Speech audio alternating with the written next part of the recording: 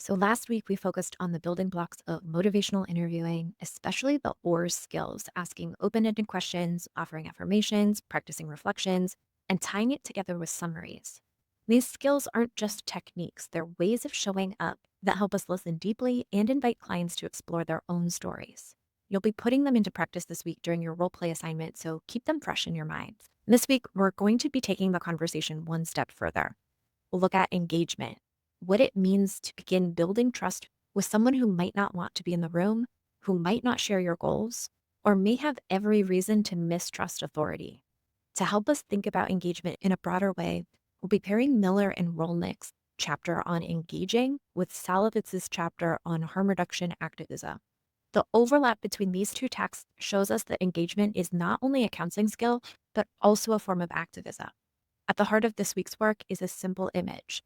Can we walk together? This is how Miller and Rollnick describes the spirit of engagement. It's also how early harm reduction activists approach people who are being stigmatized, criminalized, or excluded. The invitation isn't about pulling someone along or pushing them forward. It's about stepping into the moment together, side by side. So our readings this week are Szalavitz's chapters 4, 5, and 6, and Miller and Rollnick's chapter 4, Engaging, Can We Walk Together? Let me just give you a sense of where we're heading today. So here's the agenda for our lecture. We're going to start with harm reduction activism as engagement, what Szalavitz teaches us about building trust in hostile environments. And we're moving on to engagement as the foundation of motivational interviewing. We'll revisit OARS skills and the core principles of walking together. And then moving on to engagement as activism in the counseling practice. So we're going to connect activism with case conceptualization and consultation, and then move on to barriers to connection, answering the question of what gets in the way of engagement historically and in our own counseling rooms. We're going to walk together and look at the overlap between community level activism and one-on-one counseling. And we're going to prepare for your role play and your quiz this week. We're going to tie some OARS skills back to your assignment and anticipating common traps. We've got some additional resources that I'm just going to kind of sprinkle throughout the lecture. And then finally, we'll do some closing reflections and pull it all together with our guiding image of what it means to be walking side by side. So let's take a step back for a moment and look at the history that Maya Szalavitz describes in chapters 4 through 6. These chapters take us right to the heart of early harm reduction activism, needle exchanges, ACT UP, and the trial of the Needle 8. On the surface, it's a story about policy, HIV/AIDS, and public health. But underneath, it's a story about human connection in the most hostile of environments. In the 1980s and 90s, when HIV was raging, people who injected drugs were often treated as disposable. Laws criminalized them, communities shunned them, and the medical system frequently turned its back. And yet activists showed up anyway. They met people where they were, literally, in alleyways, on street corners, in makeshift clinics. They handed out clean syringes, not as a medical intervention, but as a statement that you deserve to live, and you deserve to be safe, and you matter. So think about the courage it took for ACT UP activists to stand in public spaces and demand recognition. They were engaging in a radical act of trust building. In a world that told people with addiction, you don't belong, activists said, we see you and we'll walk with you. That's engagement and that's activism. Then we come to the trial of the Needle 8. Here were people facing felony charges simply for giving out clean syringes. They weren't only confronting stigma at the interpersonal level, they were challenging the full weight of the legal system. Their defense was rooted in the same principle that guides good counseling practice. People's lives have values, and meeting them where they are is the first step towards change. So what does this mean for us as counselors? It reminds us that building trust isn't a small thing. It isn't just step one before the real work begins. Building trust is the work. When you sit across from somebody who's been dismissed, criminalized, or shamed, your willingness to be present, authentic, and non-judgmental is itself an act of resistance against dehumanization. And if you're familiar with the Gestalt perspective, this is speaking about contact. It's about showing up fully in the here and now with another person saying, I am here with you. In hostile environments, activists modeled this beautifully. They didn't wait for trust to magically appear. They created it through their presence, through their persistence, through their willingness to stand with people that society had cast aside. So as you read Szalavitz's chapters, I want you to think about activism not only as political organizing, but as an orientation to human connection. Engagement in hostile spaces, whether that's courtroom, clinic, or even a counseling session with somebody who doesn't want to be there, that's an act of advocacy. And it's a model we can carry into our own practice. So when Miller and Rollnick talk about engagement, they frame it with a simple but powerful question. Can we walk together? I love this image because it shifts us out of the mindset that we're leading or dragging somebody along towards change, whether they like it or not. Instead, it invites partnership. It asks, will you let me walk alongside you? Engagement in this sense is less about convincing and more about joining. I know you've already been practicing the OARS skills, but let's pause here to connect them directly to this idea of walking together. Open questions are invitations. They say, tell me about your world, rather than give me the right answer. They create a space for clients to choose their direction. Affirmations shine a light on strengths that the client may not even see in themselves. They're moments of recognition. I hear how hard you've worked to get through this week, or it took a lot of courage to just show up here today. Reflections are about contact, mirroring back what you hear so the person feels understood. It's not about being clever, it's about being with. And summaries help gather what's been said, weaving threads together so that the client knows that you've been listening and that you're holding their story with care. These skills might look simple, but they're the foundation of everything else in motivational interviewing. Without engagement, there is no partnership. Without partnership, the rest of motivational interviewing doesn't work. But here's the tricky part. It's easy to get pulled away from engagement regardless of your intention to engage. Miller and Rollnick name some common traps, and there's a resource that you're going to have in your supplemental materials in this module that expands even further. So let's look at them more in detail because they are worth paying attention to. Starting with the expert trap. We fall into telling the client what to do. Even if our advice is excellent, if it's not rooted in their goals, it tends to backfire. Clients either resist or go along half-heartedly. Then there's the premature focus trap, and this happens when we latch onto a problem too quickly, maybe even the wrong one. The client doesn't feel heard and resistance goes up. And the labeling trap, trying to convince somebody that they're an addict or an alcoholic. Labels often bring stigma, and people usually push back against that. Remember, even AA says don't label others. And there's the blaming trap, where clients sometimes blame others. We might want to correct them to show them their own part to help them take personal responsibility, but blame isn't useful. A better stance is, I'm less interested in who's at fault and more in what's troubling you and how we can move forward. And then there's the chat trap. A little small talk can break the ice, but too much leaves us stuck at the surface. Research shows too much chit chat actually predicts lower motivation for change. And then there's the assessment trap, and this one's common in agencies. Intake paperwork takes over, and suddenly the session feels like an interrogation. Question, answer, question, answer, question, answer. Clients often feel passive, like they're being processed instead of being met. And related to that is the question answer trap. And this is when the session turns into a question and answer session. You can ask, they can answer, repeat. It creates passivity on their part and can shut down deeper exploration. And the last trap is the confrontation denial trap. And this is like a game of tug of war, where we argue for change and they argue against it, where nobody wins. And in fact, the harder we push, the harder they push back. And so do you notice a theme here? Every single one of these traps pulls us away from relationship. They shift us into doing to the client instead of being with the client. Engagement is about staying with what emerges in the moment. If a client is guarded, we don't force them to open. We stay with their guardedness. If they resist, we don't argue. We notice the resistance as part of the relationship and stay curious. Presence, authenticity, and contact. That's how we avoid the traps. So as you head into your role plays this week, keep this in mind. OARS skills is how we walk together, and avoiding these traps is how we stay on the path. And when I say engagement is activism, I mean the way that we show up with dignity, curiosity, and steadiness pushes back against stigma and shame. Early harm reduction organizers met people exactly where they were, even when the environment was hostile. We do the same in our rooms. We don't demand trust, we earn it. We lead with presence, not pressure. And if a client is court referred, ambivalent, or flat out uninterested in change, our stance is still, can we walk together? Never let me fix you. We want to try this attitude of I'm here with you. Using that attitude plus your OARS skills is the intervention. Open questions invite story, affirmations name strengths that systems ignore, reflections lower the temperature, and summaries knit safety. This is how we build enough connection for anything else to happen. So For a second, just think about the forces that your clients face: criminalization, racism, poverty, family pressure, health inequities, trauma. When somebody has learned that authority equals danger, our first task is to be predictably safe. We avoid the traps that communicate non mutuality. So that would be expert, premature focus, labeling, confrontation. Instead, we slow down and let the relationship breathe. Even small choices like asking permission before offering an observation or information, or validating survival strategies, or honoring autonomy, these are all activist choices inside systems that often do the opposite.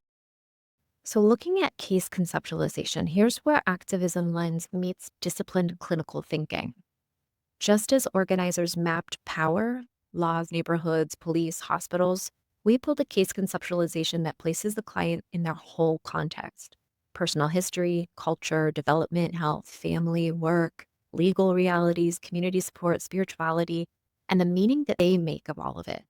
Done well, this isn't a paperwork chore, it's a compassion engine. In session, we aim to be intensely present, listening, reflecting, staying out of our heads. But our minds still generate patterns and hunches. So think of that internal stream as your metalog, the quiet noticing that says, this sounds like last week when he described his mom, or I'm seeing exhaustion in his eyes. We don't dump that metalog on the client in the moment, we capture it later, and we're going to try to build a working map. And that map zooms out the lens. Instead of clinging to a few zoomed in details, we see the bigger picture: how identity, development, stressors, and systems interlock. The map also extends our working memory. We can only juggle so much in the moment. The conceptualization organizes the threads so that we can connect dots that we'd otherwise miss. The map is also going to collaborate empathy. When the map matches their internal compass, we understand choices that once looked irrational. Empathy rises, defensiveness fails. And our map is also going to help us guide care. It orients diagnosis, level of care needs, harm reduction versus abstinence goals, crisis planning, and which recovery supports to activate, like peers, family, work, or the faith community. So think of an 80-20% split in session. Keep 80% of your intention on maintaining contact, using your OARS skills, working with immediacy, focusing on what's happening right now between you and the client. And then let 20% quietly notice patterns. So that's your metalog. After the session, translate that into a simple living formulation. And you can do that through your progress note writing, and you can also do it through this case conceptualization. So we want to present the picture in context. What brought them here? What's the immediate pain point? And what's the larger story nestled in, like developmental tasks, cultural identity, oppression, immigration, grief, housing, medical? Fill in the blank. We're also going to look at maintaining cycles. What keeps the problem going? So that could be internally, like belief systems, cues, nervous system patterns. Interpersonally, like family roles, and the dances that they're doing with their partners. And we also want to look at systemically. Probation demands, transportation, clinic hours, copays, all of that stuff fits in here. We also want to look at their strengths and their values. Where do you see persistence, love, loyalty, creativity, faith, or even humor? What matters enough to move the needle? This is the perfect place to weave in a values exercise. We're also going to consider our own hypotheses, but not consider them as verdicts or as truth. Come to them with curiosity. So given X and Y, I wonder if Z is possible. It keeps you curious and correctable. And then finally, we're going to look at implications for engagement. What tone, pace, and structure will help this person feel safe? What traps are you prone to with this person? And how will you avoid them? So just focusing in on a quick vignette. Let's look at Tasha. She's 32 and is court referred after a possession charge. She's in pre-contemplation and arrives arms crossed. If I lead with the assessment trap, okay, well, so how many days are you using? We're going to lock into a question and answer, and she's probably going to disengage. Instead, I could start with OARS, using an open question. What's the most important thing for you to get out of being here today, given that you didn't choose it? Can follow with an affirmation. Wow, you've handled a lot just to show up here. Can use a reflection. Part of you is here because you have to be, and part of you is here because you want this to go as smoothly as possible. And a summary. Your goals are to keep your job, avoid more court problems, and not feel judged. Did I get that right? So behind the scenes, my conceptualization notes the field that she's in. Racialized policing in her neighborhood, childcare stress, minimal transportation, prior bad experiences with providers, including counselors. And I hypothesized that a harm reduction frame, so something like safer use strategies, pain management consultations, legal navigation, and peer support, will land better than immediate abstinence demand. I can plan short, predictable sessions. I ask permission before sharing information. I pace goals to her timeline. That's engagement as activism. Relational choices that resist dehumanization while aligning care with her world. And then I can bring that map to consultation. After session, I reality check my map with my supervisor. What am I missing? Whose voice isn't in this formulation? Where might my bias be steering me towards the expert or premature focus traps? So consultation isn't gossip, it's collective wisdom, like organizers comparing notes so that the plan fits the terrain. And when we think about engagement, it is tempting to imagine that once we learn the right skills, the relationship just flows. But the truth is that there's always going to be barriers, like those traps that promote disengagement. Some of the other barriers that we're going to see are historical, some clinical, and some woven deep into the fabric of our systems. Naming these barriers isn't about discouragement, it's about preparing ourselves to walk with our clients realistically and compassionately. So let's start with talking about the historical barriers. For decades, people who used drugs were stigmatized, criminalized, and pushed to the margin.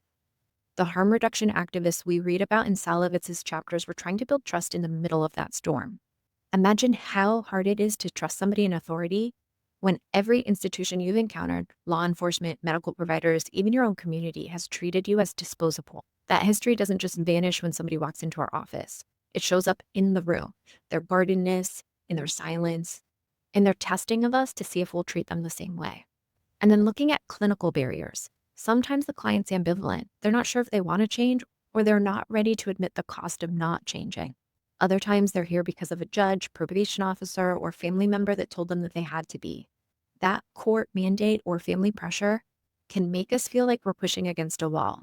Add in cultural mismatches. When our worldview, language, or values don't align with theirs, and you have another layer of disconnection.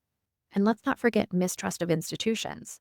Many clients come in already braced, already assuming we're going to shame them or check boxes instead of listening. So what do we do with all that? First, we return to the foundation, OARS.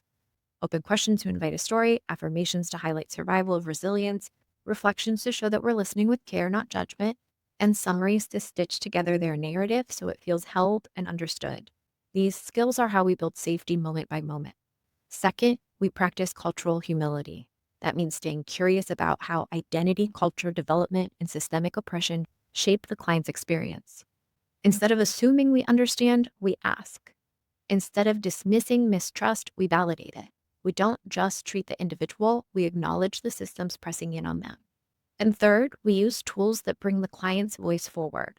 One simple but powerful tool is the values card sword. It's a deck of cards with different values written on them: family, independence, creativity, faith, stability, and so on. And we ask clients to sort them into important, not important, or unsure piles. We invite them to choose their top 3 to 5. And suddenly, instead of us defining what matters, they're telling us in their own language. The conversation shifts from what's wrong to what's meaningful. That alignment between their values and our goals creates traction for engagement. So when we think about barriers to connection, we don't need to be surprised or defeated by them. We can expect them. They are part of the terrain. Our job isn't to bulldoze through the barriers. It's to show up with presence, humility, and curiosity, trusting that even in difficult circumstances, connection can still grow. One of the things that Szalavitz shows us so clearly is how activists engaged communities, not just individuals. ACT UP and the early harm reduction movement weren't about swooping in to save people. They were about walking alongside entire groups who had been pushed to the margins, listening to them, amplifying their strengths, and demanding systems respond differently. And that same principle holds in our counseling rooms, just at a different scale. When we sit with one client, we're still engaging with a whole community. We're meeting not just the individual, but the systems that they're entangled in: family, culture, legal mandates, healthcare access, employment, housing. And a social work lens calls this person in environment. Reminds us that people don't struggle in a vacuum, and healing doesn't happen in one either. Walking together then is not simply about being kind in the counseling room. It's about being willing to acknowledge and honor the context our clients are in. Maybe that means recognizing the strength that it takes for somebody to keep showing up while juggling childcare, probation, and night shifts.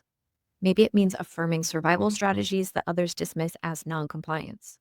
Maybe it means gently helping them to name supports that are already around them.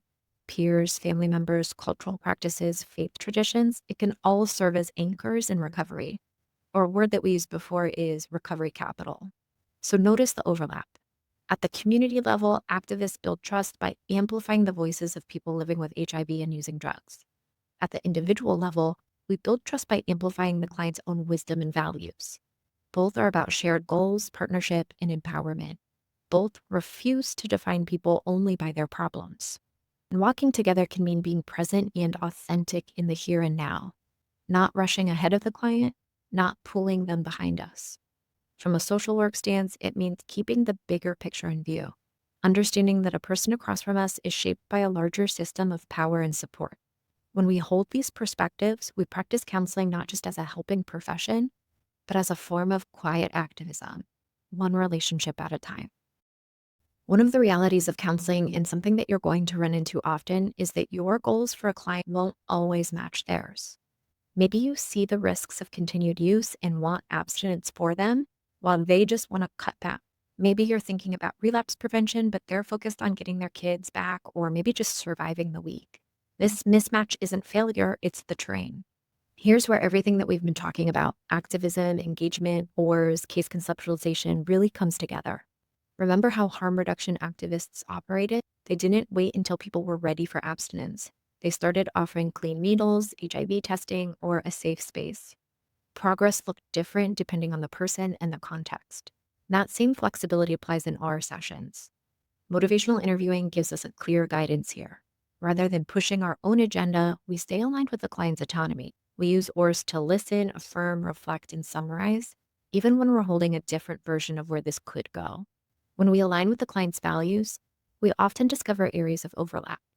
Maybe they don't want abstinence, but they do want to be alive to raise their children. Maybe they're not interested in stopping use, but they care deeply about keeping a job or protecting their health. Those values become shared ground. The real work isn't convincing clients to walk our path. It's finding where our paths overlap enough to keep walking together. That alignment might be small at first, staying out of jail, keeping a roof over their head, showing up for family.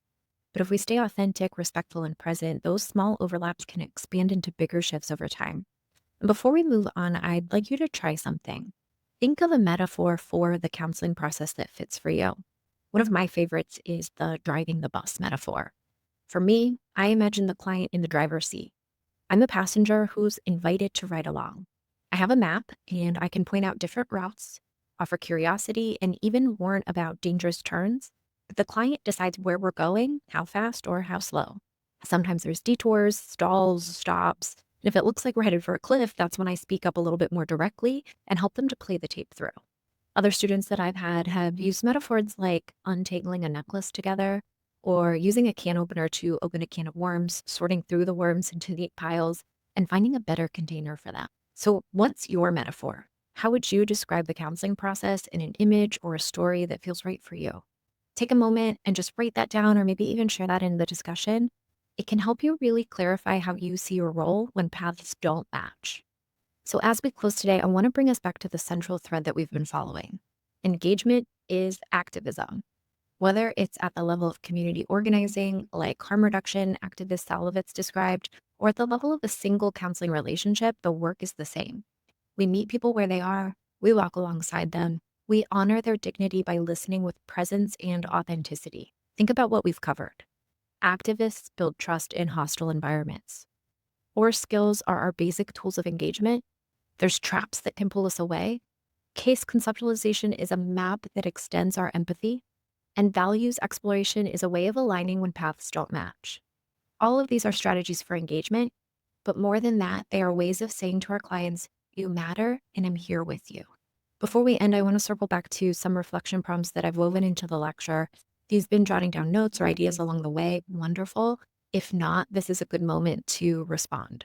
The first being, how can you integrate tools like case conceptualization, consultation, and values exploration into your first conversations? Think about how these tools don't just organize information, but deepen connection. Where do you see overlap between grassroots organizing and your counseling role? Consider what it means for you to be an advocate in the room, even in small relational ways. And what barriers to engagement are most present in your current context? And how can you begin to overcome them? Draw on what you've learned about OARS skills, cultural humility, and avoiding traps. So take a moment now, just pause if you need to, and start typing in your responses. It's one thing to think about these questions, but writing them down actually helps you to integrate the material into your own practice. And I want to close with this last remaining thought. Engagement is not just the starting line, it is the whole path. The invitation to walk together is what changes lives, sometimes one person at a time, sometimes whole communities. And it starts with how you show up in the very first conversation. Thanks. I'll see you next week.